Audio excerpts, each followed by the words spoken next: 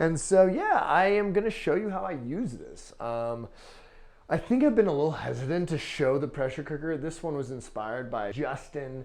We do appreciate the stoke factor, and he inspired me to do this video for y'all. And so, again, the reason why I've probably been a little hesitant is because I had a very large mishap with this pressure cooker. If you've been watching for a while, you know what I went through. I blew this thing up. It's embarrassing to talk about, but I told you I would talk about my mistakes as much as my successes, and you know it's really hard to talk about your mistakes. It is embarrassing. I feel like a fool. Mr. Paul Stamets himself was like, "What are you doing, dude?" Gave me a little bit of a smack around with the email before he was like, "All right, here's some assistance. Keep on keeping on." So I do appreciate that, but it's time to talk about it. I blew this thing up for a lot of different reasons, and so I think the biggest takeaway I can share with you guys on that one is do it right, all right?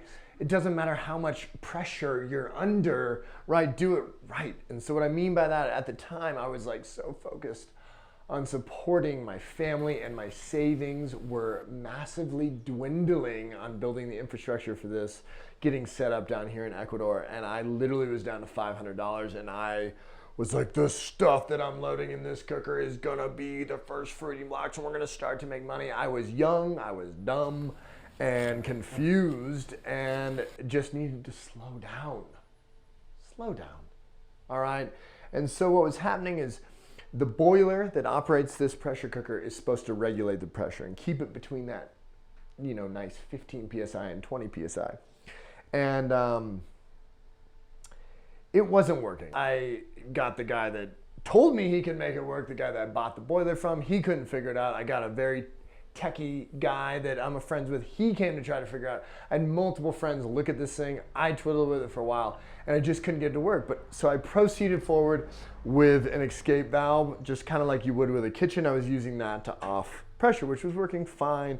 I did a ton of tests out here, and then I brought it into the lab, which at the time is where it was functioning, always knowing that that was less than ideal, because I was always bringing dirty material into the lab, cooking it in there, and then pulling it out.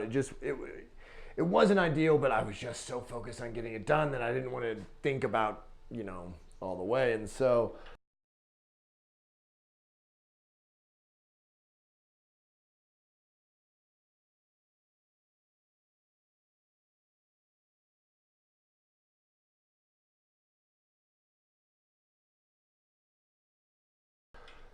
when I brought it in there, I had to take the escape line out, and in doing that I dropped the line, and so it put a little bend in the hose to going down, which I've learned that was probably one reason.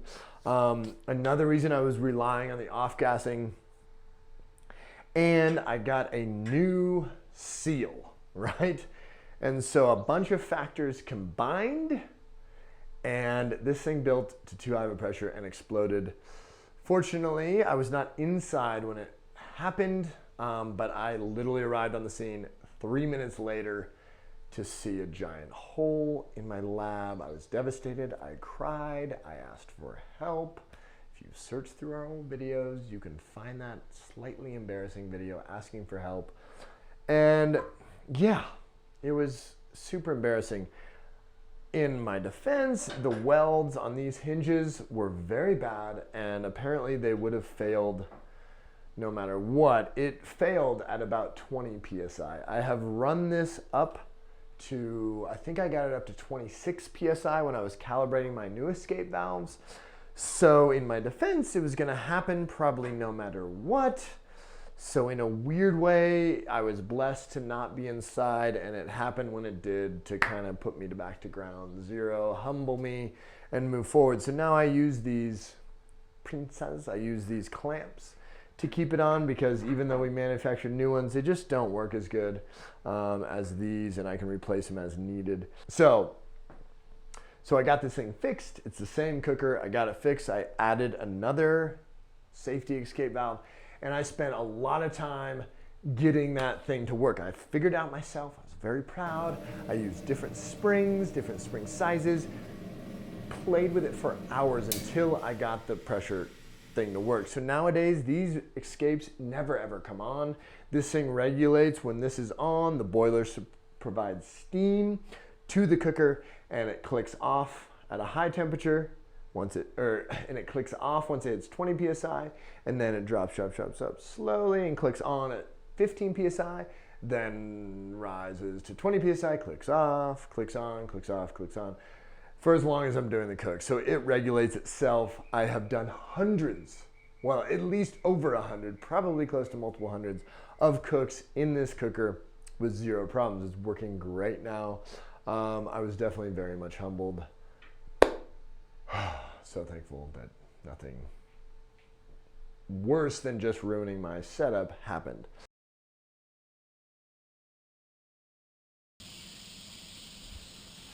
All right. So this thing is clearly giving steam. It's kind of crazy to be around. Pressure cooker. All right, we're starting to build pressure.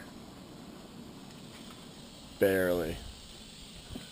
I mean, it's going to have a lot more trouble building pressure with it like this, leaking.